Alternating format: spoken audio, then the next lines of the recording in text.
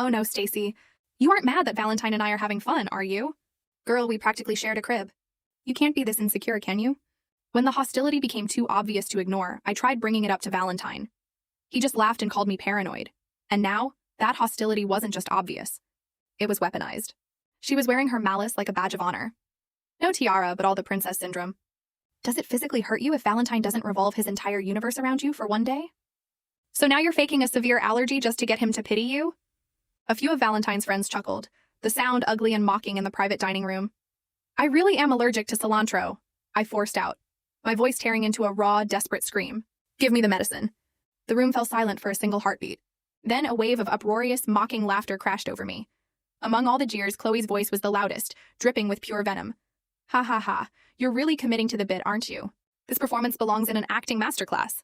Valentine, don't tell me you're actually falling for this. Before Valentine could even open his mouth, his frat brothers chimed in. Oh man, if you start babying her now, you're doomed for life.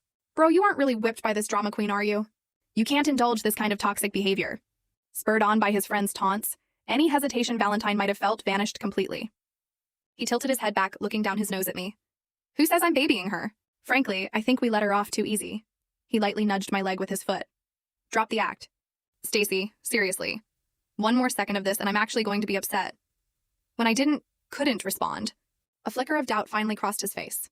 He started to lean forward, but Chloe immediately grabbed his arm. I told you she was a good actress. You almost bought it. Who turns purple from an allergy anyway? I struggled to lift my head, forcing the words through a throat that felt like it was packed with wet sand. The pills. Please. Before I could finish, Chloe shoved my head back down. She struck my cheek, firmly, twice. My face, already swollen, burned a violent red. Is this what you want?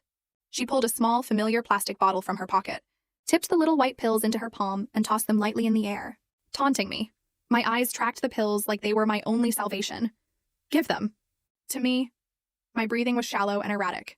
I used every ounce of strength I had left to reach for her hand, but just as my fingers grazed the plastic, Chloe snatched her hand back and danced out of reach. I collapsed sideways onto the leather sofa. My vision blurred, but I could still see clearly enough to watch Chloe dump every single pill into a dirty ashtray on the coffee table.